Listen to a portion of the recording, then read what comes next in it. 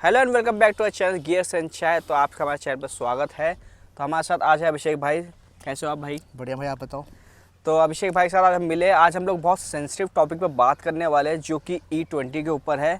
क्योंकि जैसे कि आप लोग जानते हो E20 आ चुका है, हर पेट्रोल पंप पर मिल रहा है। और जहाँ तक देखा जाए E20 के मिलने के चक्कर में हमें पेट्रोल सस्ता मिलना चाहिए था, लेकिन अभी तक रेट में कुछ ऐसा देखने को नहीं मिला।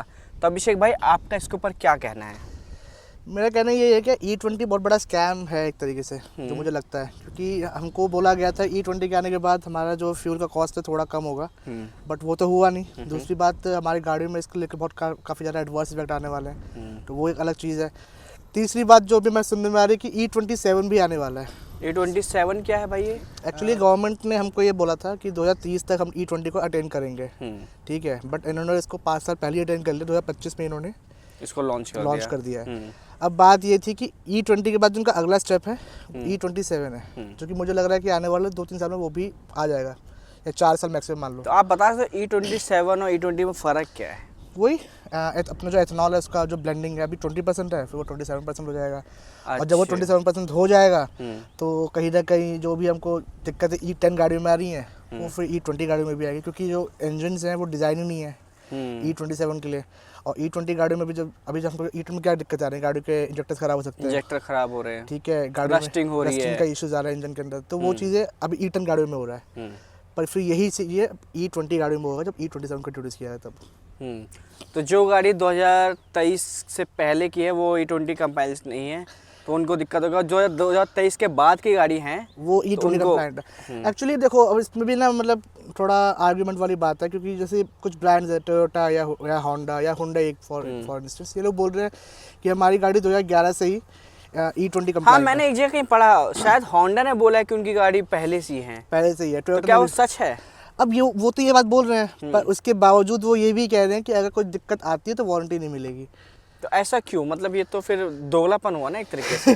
दोगलापन कह सकते हैं, पर इसमें मैं एज अ ब्रांड को मैं कुछ नहीं कह सकता, क्योंकि ब्रांड तो देखो जो गवर्नमेंट का रूल्स होते हैं जिस टाइम पे फॉलो करते हैं। जब हमारे ब्रांड ने हमारी गवर्नमेंट ने बोला कि 2023 में आपको E20 कंप्लायंट गाड़ियाँ बनानी है, तो वो चाहे महिंद्रा हो, चाहे होंडा हो, चाहे मारुति या कोई भी कंपनी है, उन्होंने इम्प्लीमेंट किया उस चीज़ को। बाइक्स में भी किया, कार्स में भी किया।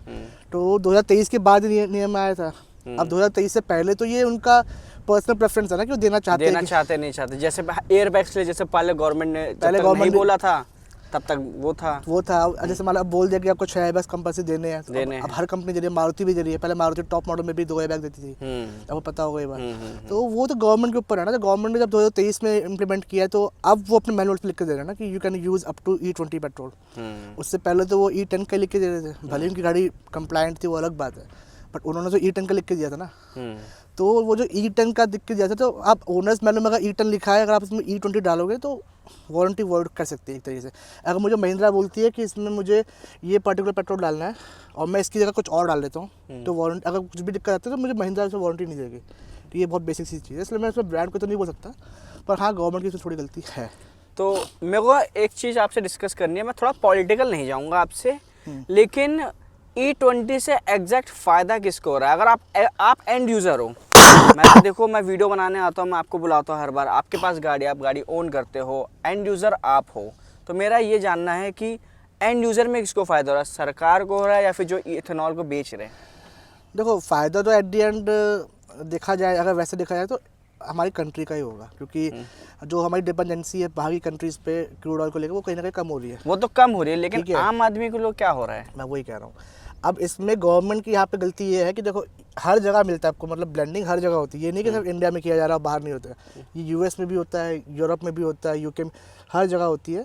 बट बात है कि जैसे मतलब आपका टारगेट था 2030 तक अटेंड करने का, अगर आपने समहाउ उसका पहले अटेंड कर लिया था, आपको एक ऑप्शन देना चाहिए कंज्यूमर को कि भाई आपको E10 डलवाना है कि E20 डलवाना है। और अगर आप ऑप्शन नहीं दे रहे हो तो कम से कम आप ऑटो मेकर्स को रिडायरेक्ट करो भाई कि आपको वारंटी देनी पड़ेगी। सही बात है। तो वो सब यहाँ पे गवर्नमेंट नहीं करे, तो इसमें गवर्नमेंट की गलती है। दूसरी बात, अगर आप कह रहे फ़ायदा किसको हो रहा है, फ़ायदा देखो अल्टीमेटली तो हमारी कंट्री का तो है ही, गवर्नमेंट को भी फ़ायदा हो रहा है, और थोड़ा इथेनॉल जो बना रहे हैं उनको भी तो फ़ायदा है ही। तो अभिषेक भाई, जैसे आपने बताया कि कंपनी भी क्लेम नहीं कर रही है, इवन गवर्नमेंट भी नहीं सपोर्ट कर रही है, तो गवर्नमेंट ने ऐसा कुछ सोच रखा है कि आने वाले टाइम पे हमारा पेट्रोल सस्ता होगा? जैसे नितिन गडकरी ने कहा था आने वाले टाइम पे जब इथेनॉल ब्लेंडिंग होगी, मैं 15 रुपये लीटर आपको तेल दे दूंगा। देखो, इस पे भी अभी तक कुछ नहीं बात हुई है अभी इसमें तक। कोई बात होनी भी नहीं चाहिए और होगी भी नहीं, मुझे लग रहा है। खैर 15 रुपये लीटर तो जाहिर सी बात है, हो ही नहीं सकता, कभी नहीं हो सकता। कभी नहीं हो सकता। हम्म।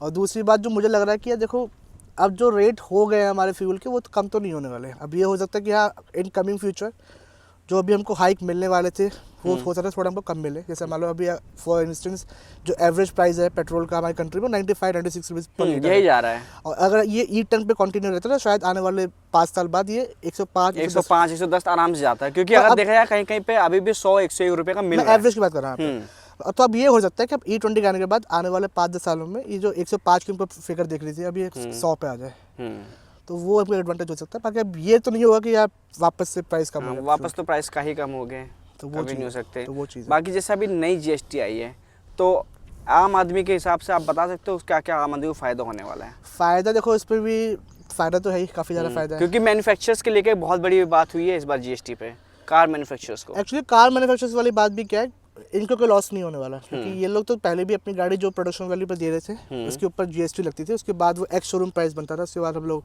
रोड टैक्स RTO वगैरह पे करके गाड़ी को ऑन रोड लेके जाते थे। ठीक है, तो पहले क्या होता था कि जो भी हमारी गाड़ियाँ, बड़ी गाड़ियाँ, जैसे हमारी XUV 700 है, इस पर 28% GST प्लस 17% सेस था। सेस्ट क्या होता है मेरे यूजर बता सकते ये हो? टैक्स था, मतलब कार्स पे लगता था ये, तो 70% टैक्स अलग से लगता था कार की वैल्यू पे। तो 45% टैक्स कहीं ना कहीं पर देना पड़ता था बड़ी गाड़ियों पे, जैसे स्कॉर्पियन हो गई, XUV 700 हो गई, फॉर्च्यूनर हो गई, सफारी हो गई। तो GST plus cess plus road tax तो कभी भी देना पड़ेगा। अच्छा, वो तो कभी भी देना नहीं पड़ेगा। मैं बता रहा हूँ कि मतलब अगर बंदा 20 लाख की गाड़ी लेता है तो ये 3 टैक्स तो देखो, बराबर जाहिर है देखो उसके। बेसिकली बात क्या है कि अगर आप किसी गाड़ी का अगर आप बिल देखेंगे ना, तो आपको दिखेगा कि जो एक्स फैक्ट्री प्राइस होती है वो आपकी जो एक्स शोरूम प्राइस है उससे कहीं ना कहीं 40-45% कम होती है। हाँ, जैसे हमारे दोस्त आर्यन भाई ने 16 लाख की वरना ली थी, तो 8.5 या 9 लाख रुपए गाड़ी का प्राइस लिखा वो होता। रीज़न ये था कि हुंडई ने 8.5 लाख में गाड़ी को हैंड ओवर कर दिया। ठीक है, अब उसके बाद वो जब गाड़ी का जब बिलिंग कट रही है किसी डीलरशिप के नाम पे, तो उनको इतना टैक्स देना पड़ता है, लाइक सरकार को। हाँ 28% और 17% मिला के 45% के आसपास बैठता है, आपको वो टैक्स देना पड़ता है। तो जब आप वो टैक्स देते हैं तो कहीं ना कहीं जो एक्स शोरूम प्राइस है गाड़ी का बहुत ज़्यादा बढ़ जाता है। तो अब इन्होंने क्या किया है, जो बड़ी गाड़ियाँ जैसे हमारी XUV वगैरह गाड़ियाँ हैं, इस पर जो आपका पहले 45% टैक्स लग रहा था, अब वो 40% पे आ गया है। तो आपको 5% का डिडक्शन हुआ है टैक्स के ऊपर, क्योंकि अब इसमें सेस नहीं लगेगा। सेस नहीं लगा तो मतलब अब जब इस पर आपने डायरेक्टली 40% GST लगेगी। अब मेरा आपसे बहुत जनरल सवाल है, जैसे आपने 26 लाख की गाड़ी खरीदी, मान लो आज के टाइम पे भी अगर अभी देखा जाए 26 लाख की अगर ये नई गाड़ी आ रही है और जैसे नया GST रिफॉर्म हुआ है, क्या गुंजाइश है कि यही गाड़ी 24 लाख के आसपास हो जाए या फिर 26 लाख की, मतलब 24 कम के आए? आसपास तो नहीं पहुंचेगी एक्चुअली, अभी गाड़ी 26 लाख की है भी नहीं, अब तो काफी ये नई स्केल गाड़ी बढ़ गया। अभी कितने की मिल रही है? अगर आप यही सेम वेरिएंट लेने जाते हैं AX7 लग्जरी मैनुअल के अंदर, आपको ये समवेयर बिटवीन 27.5-28 लाख मैं कॉस्ट 28 लाख मांग के चलता हूँ, ठीक है? 28 लाख कॉस्ट 22 तारीख के बाद जब ये नया GST क्लेम होगा तो उस हिसाब से इस गाड़ी का क्या रेट हो जाएंगे? आप एक्सपेक्ट कर सकते हो कि आप लाख से 1.5 लाख रुपए इसमें बचा लोगे, बचा लेंगे। तो मोटा मोटा 26-26.5 लाख के आसपास ये गाड़ी आपको वापस आ जाएगी। मिल जाएगी। तो ये आपका एडवांटेज है। और अगर आप छोटी गाड़ी लेने जा रहे हैं, जैसे अगर आपने स्विफ्ट लेने गए या फ्रॉन्क्स हो गई, फ्रॉन्क्स लेने गए, i20 लेने गए, तो उस पर आपको 10% का रिडक्शन मिल रहा है मोटा मोटी, क्योंकि पहले उसमें 28% GST और 1% सेस था, 29% टैक्स था। अब उसमें सेस तो हट ही गया है और 28% टैक्स को माइनस करके 18 पे लेके आ गया। 18 पे लेके आ गया, 10% उसमें रिडक्शन आ रहा है, तो इसमें आपको ज़्यादा एडवांटेज मिलेगा। जैसे जो छोटी मोटी गाड़ियाँ हैं, जैसे अगर आप स्विफ्ट वगैरह लेने जाते हैं तो आपको आराम से बेस मॉडल पे कोई रेंज दे रखी गवर्नमेंट की 10 लाख से अंदर की गाड़ी छोटी मानी जाएगी या फिर क्या? नहीं, ऐसा नहीं होता है एक्चुअली। हमारी गवर्नमेंट जो टैक्स लगाती है वो कार के लेंथ पे और इंजन की कैपेसिटी पे लगाती है। अच्छा, तो इनका बेसिकली ये है कि 1500 सीसी 1500 सीसी का अंदर का इंजन जो होगा, और तो 1500 सीसी और 4 मीटर की लेंथ, अगर किसी भी गाड़ी में यही दोनों में से कोई भी चीज़ मैट कर रही है तो वो गाड़ी लग्जरी मानी जाती है। अच्छा, और अगर आपकी इंजन 1500 से कम है और लेंथ आपका 4 मीटर से कम है तो वो गाड़ी आपकी बजट सेगमेंट मानी जाती है। तो जिस पे आपकी लेंथ 4 मीटर से ऊपर चलेगी और इंजन 1.5 से ऊपर चला गया, उसमें आपका पहले लगता रहा 28% टैक्स और 17% सेस, 45% टैक्स। और जो आपकी नॉर्मल गाड़ी होती थी, जैसे 1200 सीसी का इंजन हो गया, 1300 सीसी का इंजन हो गया, मतलब 1.5 से कम है और लेंथ भी 4 मीटर से कम है, तो उस पर केवल 29% टैक्स लगता था। अच्छा, तो जैसे आपके पास सियाज है, वो शायद लंबी है, वो लंबी है। तो अगर आज के वैसे नहीं तो आती नहीं, खैर मान लो कंपनी अगर दोबारा लॉन्च करने जाती है तो वो उस पर अगर मैं लेने जाऊंगा तो मेरे को 40% टैक्स देना पड़ेगा। आपको 40% टैक्स देना पड़ेगा। अच्छा, और वही अगर मैं फ्रांस लेने जाता हूँ तो आपको वो 18% 18% टैक्स लगेगा। बात में बेसिकली ये होती है, अगर आपने नोट किया हो, इसलिए कोई भी कंपनी जो बजट में गाड़ी बनाती है वो ट्राई करती है कि जो गाड़ी का लेंथ है वो 3900 mm, 3995 mm ऐसा रखती है, मतलब 4000 mm पे नहीं पहुंचती, ताकि वो टैक्स से बच सके। और इंजन की कैपेसिटी भी अगर देखोगे तो अगर कोई इंजन 1.5 सीसी का बोलते हैं ना, 1.5 लीटर का इंजन है, तो वो बेसिकली 1498 सीसी का होता है, अच्छा। ये 1490 सीसी का होता है, कि वो 1500 सीसी पहुंच ना पाए और उनको टैक्स के बढ़ पाए। जैसे मान लो ये सब गाड़ियां हैं जो इस पर इन पे तो देखना ही नहीं है, जाहिर सी बात है, बड़ी गाड़ी का बड़ा इंजन चाहिए, क्योंकि इनकी लेंथ भी बड़ी है और इनका इंजन भी फिर 2200 सीसी 2000 सीसी ऐसे होता है, तो इनको तो कोई फर्क पड़ता नहीं। पर अगर मान लो वहीं पे महिंद्रा 3XO बनाती है तो उसमें 1200 सीसी का इंजन देती है, उसका रीजन ये है ताकि टैक्स थोड़ा कम लगे, गाड़ी थोड़ी सस्ती हो जाए, ये रीजन होता है। आपने 3XO की बात करी है, तो मैं 3XO उस दिन शोरूम में देख के आया, मेरे को ऐसा लगा कि इसको मतलब कॉम्पैक्ट करके वही गाड़ी बना देगी है, बस थोड़ा सा अंदर थोड़ा मेरे को चेंज लगा, लेकिन अंदर से बिल्कुल एक्सयूवी लग रही थी। वो एक्चुअली कह सकते हैं कि एक्सयूवी का छोटा वर्जन ही है एक तरीके से, क्योंकि एक्सयूवी थोड़ी अफोर्डेबल नहीं जाती, लाइक थोड़ी महंगी हो जाती है, थोड़ा सा हो जाता है, इसलिए फिर इन्होंने एक्सयूवी को कुछ फीचर्स दिए हैं उस गाड़ी के अंदर जो कि कहीं ना कहीं इससे भी थोड़े बेटर दिए हैं, क्योंकि इसमें भी एडास का लेवल 2 नहीं आता, उसमें लेवल 2 आता है। अच्छा। और स्पीकर की क्वालिटी इससे बेटर है इसके अंदर, जो कि कहीं ना कहीं मुझे लगता है कि यार हमने ज़्यादा पैसा दिया तब भी हमको वो चीज़ नहीं मिल रही है, तो वो मुझे कहीं ना कहीं लगता है, पर वो आपको उसका टॉप मॉडल इससे कम से कम 10 लाख में सस्ता पड़ता है। लेकिन अगर स्पीकर की बात कर रहे हो ना आप, तो मेरे को लगता है वो थोड़ी कॉम्पैक्ट है, स्पीकर पास में, इसलिए हो सकता है वो ज्यादा साउंड सराउंडिंग फील आती होगी। बेटर है क्योंकि वो हारमन के स्पीकर है, अब आपको पता होगा कि तो इसमें तो सोनी के स्पीकर है, सोनी बेटर है हारमन आपके हिसाब से? सोनी तो बहुत बड़ा ब्रांड है, जो महिंद्रा यूज कर रहा है उसके हिसाब से तो हारमन बेटर है, क्योंकि अब जो भी गाड़ी आ रही है, थार रॉक्स हो गई, एक्सयूवी लाइनी हो गई, BE6 हो गई, जो भी गाड़ी आ रही है, स्कॉर्पियो एन को इसको छोड़ के उसमें हारमन के स्पीकर यूज कर रहे हैं लोग। अब हो सकता है कंपनी कॉस्ट कटिंग के लिए भी तो कर सकती है, क्योंकि सोनी बहुत बड़ा ब्रांड है, उनको टैक्स वैक्स सब देना पड़ता है। एक्चुअली मैंने थार रॉक्स के स्पीकर सुने हैं, तो वो इससे काफी बेटर साउंड करता है। हो सकता है, ये भी एक रीजन हो सकता है। वैसे मैं ये नहीं कह रहा कि इसके स्पीकर्स बेकार हैं, बट अगर मैं चूज करना तो वो ज़्यादा बेटर है कहीं ना कहीं। भाई अभिषेक भाई, मेरा आपसे बहुत जनरल सवाल है, जैसे गवर्नमेंट पेट्रोल में इथेनॉल मिला रही है, ठीक है, तो क्या ऐसा फ्यूचर में हो सकता है कि डीजल के अंदर भी ऐसा कोई सब्सटेंस मिला दिया जाए जिससे उसका ब्लेंडिंग शुरू हो सके? एक्चुअली देखो, अभी बात चल रही है कि आइसोब्यूटेनॉल जो है इसमें मिक्स किया जाए डीजल गाड़ियों के साथ, जिससे कि जो और डिपेंडेंसी है वो और ख़त्म हो जाए। तो वो कहीं ना कहीं भी मतलब पॉसिबिलिटी है कि आने वाले 5 से 6 सालों में हमको कहीं ना कहीं देखने को मिले। तो अगर वो होता है तो जो दिक्कतें हमको पेट्रोल गाड़ी में आ रही हैं वो फिर हमको इसमें भी आएगी। आपको पता है कि डीजल के पार्ट्स और ज़्यादा महंगे होते हैं, तो फिर वो कहीं ना कहीं और दिक्कत वाली बात हो सकती है। ये तो हमारी गवर्नमेंट अभी सोच रही है, क्या बाहर कहीं पे हो रहा है ये चीज़?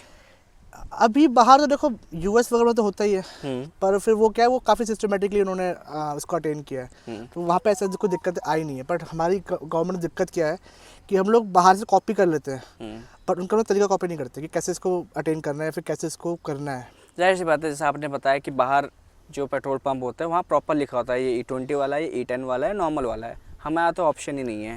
अब देखो, जो आजकल हमारे कंट्री में दिक्कतें आ रही हैं, अब देखो, अब आपके पास एक वैगनर जैसी गाड़ी है, मतलब वैगनर जैसी गाड़ी, हाँ, मेरे पास वैगनर है। आप एक मिडिल क्लास आदमी हो, ठीक है, आपने कैसे गाड़ी खरीदी है। अब दिक्कत क्या है कि E20 अगर आपको नहीं डलवाना है, गाड़ी में नहीं डलवाना है ताकि आपकी इंजन की लाइफ बढ़ जाए, तो आपको अपनी गाड़ी में हैंड ऑक्टेन डलवाना पड़ेगा।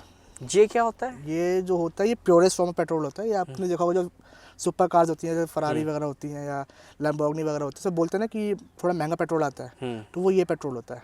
तो ये आपको पड़ेगा 160-170 लीटर्स रुपीज़ पर लीटर का। ओके। तो अगर आपके पास वैगनर जैसी गाड़ी है, तो या तो आप E20 का तेल डलवा के अपनी गाड़ी खराब कर दो, और या तो आप 160 रुपये लीटर का तेल डलवाओ अपनी गाड़ी में, जो कि दोनों ही फीजिबल नहीं है। फीजिबल है नहीं, बिल्कुल नहीं। 160 रुपये में कहाँ से, मतलब 1 लीटर के लिए? नहीं, अगर मान लो आपके पास एक सुपर कार है तो आप अफोर्ड सुपर कार के लिए तो भाई आप अफोर्ड कर सकते, अगर मैं वैगनर वाला आदमी हूँ तो मैं क्यों ही सोचूंगा। आप क्यों ही सोचोगे, पर अब ये करना पड़ेगा आपको, क्योंकि या तो आप अपना तेल खराब मतलब अपना इंजन खराब करा लो उल्टा सीधा तेल डाल के, या तो आप वो डलवाओ।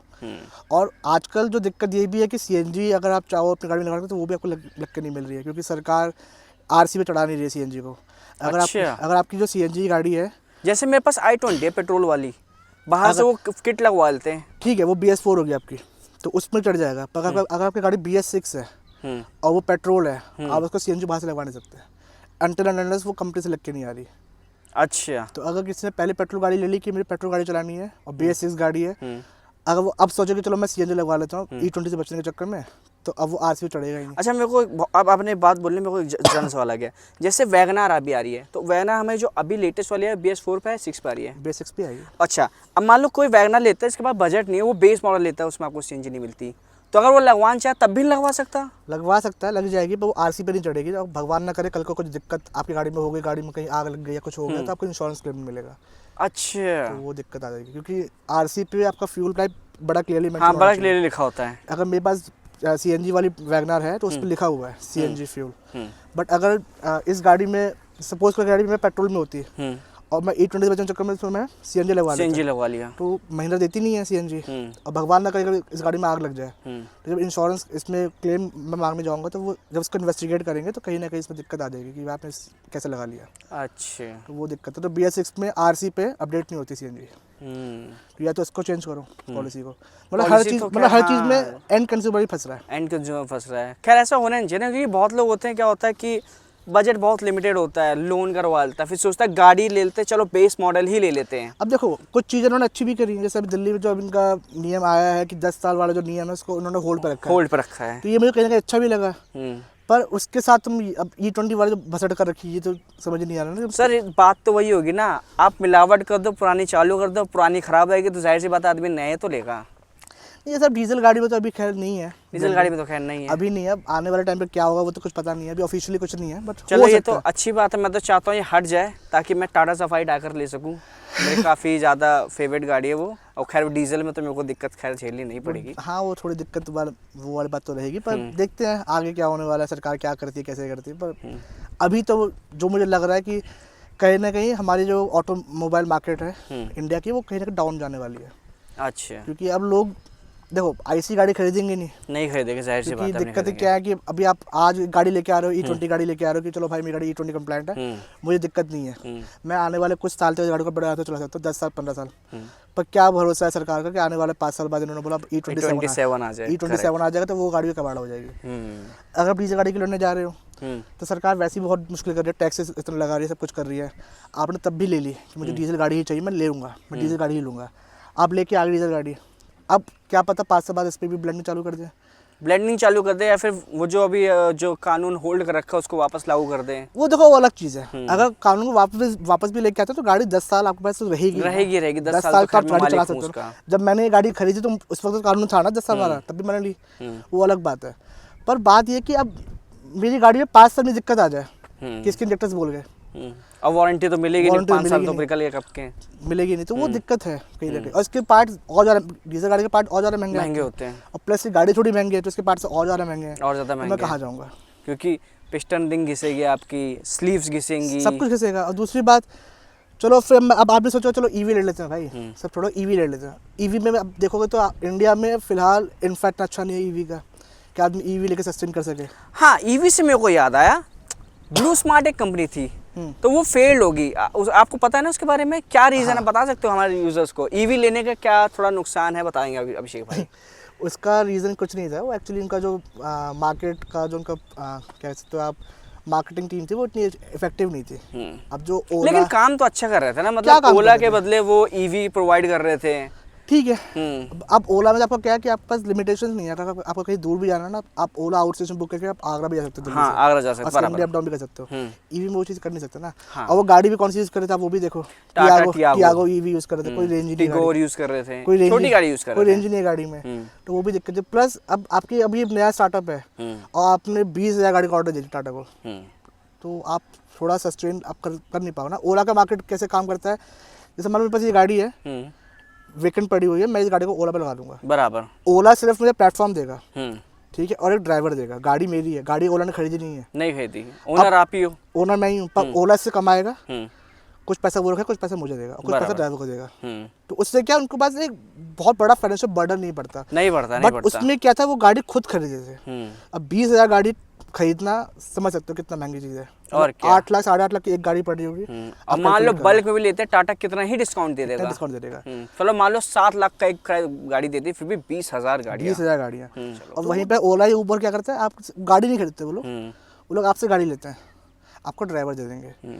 वो भी पैसा कमा रहा है आपकी गाड़ी से, आप भी कमा रहे हो और ड्राइवर भी कमा रहा है। हाँ चलो, एक गाड़ी से 3 लोग तो खुश हो रहे हैं, कम से कम 3 लोग का तो घर वो चल रहा है। उनका मुझे लगता है कि उनकी मार्केटिंग इतनी अच्छी नहीं थी, तभी वो फेल हो गए। हाँ, और खैर मैंने तो सुना आप 2-2 2.5 लाख में बेच भी रहे गाड़ी। हाँ, तो आप किसी को रिकमेंड करोगे लेने के लिए उससे? देखो अगर आपको अच्छी कंडीशन में मिल जाए तो ले सकते हो, कोई दिक्कत नहीं है। क्योंकि बहुत लोग ले रहे हैं, बहुत लोग ले रहे हैं। देखो अगर 2.5 लाख में आपको ईवी मिल जा रही है तो क्या दिक्कत है। सबसे बेस्ट बात ये ना, मतलब आज के टाइम पे देखा जाए, अगर बंदा आज के टाइम पे नॉर्मल आदमी बहुत शौक बन गया कि मेरे को तो आईफोन लेना है, अब आदमी 1.5 लाख का आईफोन जब ले सकता है तो लाख रुपए लगा के एक ईवी तो और ले सकता है, आराम से ले सकता हो। आराम से। और दूसरी बात देखो, ईवी भी वो ऐसी कंपनी का नहीं थी, टाटा की ईवी। टाटा की ईवी है, काफी अच्छी है, अच्छी मानी जाती है और रिलायबल भी रहती है। और टाटा ही मुझे लगता है सबसे पहला ब्रांड है जिसने इतनी सारी ईवी बनाई है। और टाटा खैर ईवी में स्टेबल है, अच्छा काम कर भी रहा है ईवी में। और टिगोर की मुझे लगता है मेंटेनेंस भी इतनी ज़्यादा होगी नहीं ईवी के कंपैरिजन में, तो ठीक है। गाड़ी 2.5 लाख में आपको गाड़ी मिल जा रही है, आपको 200 की रेंज मिल जा रही है, क्या दिक्कत है। आप गाड़ी चार्ज करो, लोगों में चलाओ, क्या दिक्कत है। और क्या। अब जो लोग मेरे भाई लोग गुड़गांव में, नोएडा में जॉब्स करते हैं, उनके लिए बेस्ट ऑप्शन है, आप गाड़ी ले लो। कहाँ आप मेट्रो को धक्के खाओगे रोज रोज। हाँ, अरे सबसे बेस्ट चीज़ है। अब जैसे मान लो मैं खुद कंसिडर कर रहा था कि वो गाड़ी में ले लेता हूँ, क्योंकि इन सब गाड़ी में ना एक्चुअली एवरेज कुछ है नहीं, एवरेज कहानी और सही प्लस नहीं है। इनकी जो सर्विसिंग कॉस्ट है बहुत ज़्यादा हाई है, क्योंकि अभी अब लास्ट टाइम गए थे तो आपने 18,000 रुपये कुछ दिए थे। उसमें बस इन्होंने, अच्छा इसको मैं कवर करना चाहूँगा। मुझे महिंद्रा को मतलब ये पॉइंट आउट करना है कि यार तुम इतनी अच्छी गाड़ी बना रहे हो, कम से कम ब्रेक पैड की क्वालिटी अच्छा कर सकते हो कि नहीं कर सकते हो। अच्छा, आपके तो ब्रेक पैड की काफ़ी ज़्यादा इशू है। मतलब अब क्या दिक्कत आई? 90,000 किलोमीटर पे यार इनके ब्रेक पैड पीछे वाले घिस चुके हैं चौथी बार, और आगे वाले भी 5,000 पे खत्म होने वाले हैं। तो मतलब दिक्कत तो है ही है। मतलब इतने महंगे ब्रेक पैड भी जरूर, इतने महंगे पार्ट्स भी जरूर, उसके बाद ये हालत है। तो महिंद्रा तो कहता है ना हमारा ABS UBS उसके चक्कर में होता है। अकेला एडास ये छोड़ बना रहे हैं, टाटा टाटा में भी है, टाटा में भी एडास आता है ना, MG में भी आता है, या इनकी तो चलो छोटे मोटे ब्रांड है, मर्सिडीज में भी आते हैं, उनकी भी हालत ऐसी नहीं है जो कि हालत इनके साथ है। पता नहीं क्या दिक्कत है, क्या पार्ट बना रहे हैं, समझ नहीं आ रहा है। तो ये दिक्कतें हैं। तो मुझे इसलिए लगता है कि कभी मतलब छोटी मोटी गाड़ी खोनी चाहिए बड़ी गाड़ी के साथ साथ। तो जैसे हमारा जैसे वाइपर होता है, वो बॉश कंपनी का होता है, ठीक है। बॉश बनाता है, वो मारुति को भी देता है, वही टाटा महिंद्रा सबको देता है। तो इसका जो ब्रेक पैड है, क्या महिंद्रा खुद बना रहा है या फिर किसी से इंपोर्ट कर रहा है? बॉश। अच्छा, उसके बाद भी ये दिक्कत आ रही है? बॉश का ही है। और बॉश बाकी कंपनीज को भी दे रहे हैं, उनके में तो कोई दिक्कत नहीं आ रही है? उनकी कोई दिक्कत नहीं आ रही है। तो हो सकता है अच्छा चलो ठीक है, मैं चलो समझ गया आपके भाई एडास है, जल्दी खिस्सा है, ब्रेक पैड सब समझ गया मैं हर चीज़ मान ली। आप लेंथ थोड़ा मोटा कर सकते हो ना, थिकनेस। जो लेदर आप 8 mm का लगा रहे हो, 12 mm का कर दो, 13 mm का कर दो, क्या दिक्कत है। पर नहीं, हमको करना ही नहीं है। सही बात है। और मतलब 8-8 हज़ार रुपये के ब्रेक पैड थे पीछे वाले, 10-10 हज़ार के आगे वाले हैं, 10-10, और चारों डिस्क चेंज करानी है मेरे को। अच्छा, डिस्क चेंज करानी है ज़्यादा खींचने की वजह से? वो भी मतलब मुझे समझ नहीं आ रहा कि क्या बना रहे हैं लोग यार। 90,000 किलोमीटर पे ये हालत है। मैं सियाज चला रहा हूँ, 2.5 लाख चला चुका हूँ, आज से उसका डिस्क चेंज नहीं हुआ है। हाँ, आपका वैसे हुआ भी नहीं। आपने बस एक बार ड्रम खुलवाया था, वो भी स्क्रू लगवाने के लिए, मेरे को याद है। वो भी लोकल मार्केट से लगवा लिया था हम लोगों ने। हाँ, लगवा लिया था। फिर मैंने मतलब इसको दिखाया भी था कि मेरे रियर अभी कितने ब्रेक पैड बाकी है। तो अभी मैंने जब सर्विस कराई गाड़ी की, तब मैंने पूछा कि कितने बाकी है, बोल रहे अभी सर आपका 20 हज़ार और चल जाएंगे। मतलब 2.5 लाख मैं चला चुका हूँ, आज तक वो चेंज नहीं हुए हैं, और अभी 20 हज़ार और चल जाएंगे। और फ्रंट वाले ब्रेक पैड्स भी जो है वो आज तक 1 या मैक्सिमम 2 बार चेंज हुए हैं। अच्छा, 2.5 लाख किलोमीटर। और उसका ब्रेक पैड कितने का आता है? उसके ब्रेक पैड 4-5 हज़ार रुपये का आता है। चारों काफ़ी, फिर तो काफ़ी फ़र्क है। काफ़ी फ़र्क है। और गाड़ी वो भी बढ़िया है चलाने में। लेकिन बात वही ना अभिषेक भाई, मतलब हाथी लेना आसान है, पालना आसान नहीं है। तो हाथी ठीक है, मैं तो हाथी पालने के लिए मुझे कोई दिक्कत नहीं है, काम करा ही रहे हैं। काम तो करवा रहे हो, बात वो नहीं है। बात ये कि वो रिलायबिलिटी मिलनी चाहिए ना चीज़ के साथ। मतलब अब इतना पैसा देने के बाद भी बार बार देना पड़ रहा है, तो जाहिर सी बात है। 90,000 किलोमीटर में 4 बार डिस्पैच चेंज होना बहुत बड़ी बात है। बहुत बड़ी बात है। मतलब टाटा के भी नहीं होता, किसी का नहीं होता यार। मेरा मतलब GIG के पास फॉर्च्यूनर है, 1,60,000 चल चुकी है वो गाड़ी। वो जो ब्लैक वाली थी जो आप लेके आए थे, उसका जाके अभी एक बार चेंज हुआ है। अच्छा, अब जाके पहली बार चेंज हुआ है 1,60,000 पे। वो भी तो बना रहे हैं, वो भी बना रहे हैं। तो ये भी मतलब वो भी इंपोर्ट कर रहे हैं बॉश से, वो भी कहीं ना कहीं से लेके आ रहे हैं। किसी से कर रहे हो क्या फर्क पड़ता है, लेकिन बॉश सबसे बड़ा सेलर मार्केट है। ठीक है, मतलब महिंद्रा भी किसी से कर रही है, खुद तो मिला नहीं रही ना। वो भी किसी से बनवा ही रहे हैं, वो भी किसी से बनवा रहे हैं। तो उनकी क्वालिटी इतनी अच्छी की, आपकी क्वालिटी से बेकार की, वो अलग चीज़ है यार, वो छोड़ रहे हैं। क्या उसके बारे में क्या है बोले, हो सकता है इंटरनल कॉस्ट कटिंग हो, कुछ नहीं कह सकते। लेकिन हाँ, प्रॉब्लम तो एंड यूजर को झेलना पड़ रहा है। खैर, क्योंकि चीज़ सस्ती नहीं है यार, काफ़ी महंगी है, काफ़ी महंगी। इतने में तो अच्छा, एक चीज़ और है। एक होता है कि चलो ठीक है, मैं मारुति की गाड़ी है यार, ब्रेक पैड बदलवाना है, बाहर से बदलवा लेते हैं। इसका कैलिपर खुलता ही नहीं है, लैपटॉप लगाते उससे खुलता है। अच्छा, लैपटॉप से लगाते तो क्या खुलता है इसमें? क्या कुछ लॉक वॉक? ये जो कैलिपर के अंदर लॉक लगे होते हैं ना, अच्छा, तो ये आपका नॉर्मली नहीं, ये आपके नॉर्मली नहीं खुलेंगे। ये जो लॉक है। यहाँ पे लॉक होता है पीछे, जब पूरा टायर बाहर निकालोगे ना तो यहाँ से लॉक खोलना पड़ता है। तो अच्छा, नॉर्मली गाड़ी में क्या होता है, 2 नट होते हैं, 2 नट होते हैं, उसे खोला और बाहर आ तो गया ये पूरा कैलिपर ऐसे। ऐसे घूम जाता है, ऐसे घूम जाता है। आपने पैड निकाले, पैड डाल दिए। इसमें क्या है कि लैपटॉप लगेगा अंदर, फिर ECU से कमांड जाती है, तो यहाँ से फिर लॉक खोलेगा और फिर वो पैड बाहर निकलते हैं। बाप रे बाप। मतलब महिंद्रा ने इतना सोच रखा है कि आदमी बाहर से कराए ना सके चेंज। तो ये दिक्कत वाली बातें हैं जो मुझे लगता है। सही बात है। खैर बाहर से भी आता होगा, लेकिन अगर कोई फॉल्ट आता तो आपकी फिर वारंटी क्लेम अब मान लो यार, बाहर से बहुत लोग ना बैटरी से पावर दे के शॉर्ट करवा कर लेते होंगे। कर लेते हैं, पर मान लो ECU में गलती से भी करंट स्पाइक हुआ, कुछ फुक गया, तो क्या करेंगे फिर? तो वारंटी में भी नहीं मिलेगा कुछ, वारंटी भी नहीं मिलेगा, इंश्योरेंस वाले भी हाथ खड़े कर हाथ देंगे। खड़ा कर लेंगे। उससे बेटर है कि भाई अपना जो चल रहा है चलने दो। जो चल रहा है चल रहा तो चलो कोई बात नहीं। खैर ये तो दिक्कत आप शुरुआत से ही बता रहे, जो आप पहली बार चैनल पे आए थे तब भी आपने इस चीज़ को लेकर जिक्र करा था। तो कहीं ना कहीं ये चीज़ ना महिंद्रा में बहुत टाइम से है और दिक्कत दे रही है। महिंद्रा को इस पर सुधार करना चाहिए, क्योंकि अभिषेक भाई 4 बार करवा चुके हैं। स्कॉर्पियन में दिक्कत नहीं है। अच्छा, स्कॉर्पियन, अच्छा हाँ, ये भी तो महिंद्रा का ब्रांड है। स्कॉर्पियन में दिक्कत नहीं है, और उसमें बल्कि एडास भी आता है, उसके बाद भी दिक्कत नहीं है। अच्छी है। मतलब स्कॉर्पियन में एडास आना चालू हो गया, आपको पता होगा, उसके बाद भी दिक्कत नहीं है। XUV90 में भी आता है एडास, उस पर भी दिक्कत नहीं है। नहीं, उस पर भी नहीं है। मतलब जब ये गाड़ी लॉन्च हुई थी ना, तो लोगों को 10-10 हज़ार में ब्रेक पैड घिसा रहे थे। अच्छे 10,000 किलोमीटर में ब्रेक पैड घिसा रहे हैं। कुछ ज़्यादा अच्छा इनका ABS नहीं काम कर रहा। अब मैं बताता रहा हूँ, चलो मैं किसी क्या मतलब, जो आपको 8 की माइलेज मिल रही है वो कहीं 12 मिलनी चाहिए थी, वो तो खुद ही ब्रेक मार रहा है। ये तो मुझे 8 की माइलेज मिलता है, माइलेज गाड़ी की ठीक है, माइलेज में कोई दिक्कत नहीं है। मतलब मैं आपको बता रहा हूँ कि मैं बाहर के ब्रांड में क्यों जाऊँ, इनके खुद के प्रोडक्ट्स हैं, उनके खुद के प्रोडक्ट है। उसमें वो कोई दिक्कत नहीं है, इसमें इसी में दिक्कत है। तो ये मुझे लगता है कहीं ना कहीं थोड़ा इसको देखना चाहिए महिंद्रा को। चलो देखते हैं महिंद्रा उसको सुधार करती है, जो भी करती है। तो दोस्तों ये था हमारा कुछ डिस्कशन इथेनॉल को लेके, नई GST रिफॉर्म्स को लेके, और अभी तक जो मेरा एक्सपीरियंस रहा है इस गाड़ी के साथ, इसको लेके। मुझे उम्मीद है आपको ये वीडियो पसंद आई होगी। अगर आपको वीडियो पसंद आई है तो आप वीडियो को लाइक करें, चैनल को सब्सक्राइब करें, और कमेंट में जरूर से ज़रूर बताएं कि आपको GST रिफॉर्म्स को लेके जो चेंजेस आए हैं आपको अच्छे लगे या बुरे लगे। और एक चीज़ और मेंशन करना चाहता हूँ, गाइस 90% यूज़र हमारी वीडियोस देखते हैं लेकिन उन्हें सब्सक्राइब नहीं करते, क्योंकि हमारे 30 हज़ार 40 हज़ार व्यूज़ हमारे जा रहे हैं, लेकिन सब्सक्राइबर हमारे गेन नहीं हो। तो प्लीज़ आप लोग सब्सक्राइब भी करो, ताकि हम ऐसे कंटेंट ला सके आपके लिए। क्योंकि मैं देख रहा हूँ आप लोग पूरी वीडियो देख रहे हो। मतलब एवरेज व्यू अगर मेरी 40 मिनट का वीडियो आया तो बंदे 38 मिनट देख के जा रहे हैं। अगर आप देख के जा रहे हो तो प्लीज़ चैनल को सब्सक्राइब करो, ताकि हम भी मोटिवेट रहे, आप भी मोटिवेट रहो। बहुत ज़्यादा मेहनत सारे, है। हाँ, आपके लिए सारे नए न्यूज़ हम लोग कवर कर रहे हैं गाड़ी से लेकर। हम लोग नई गाड़ी भी लेकर आते हैं आपको लेकर, और बताते हैं क्या क्या दिक्कत आया। तो प्लीज़ सब्सक्राइब करो और हमें मोटिवेट करो, आप भी मोटिवेट रहोगे हमारे साथ रह के। So thanks for watching video. मिलते हैं आपसे अगली वीडियो पे।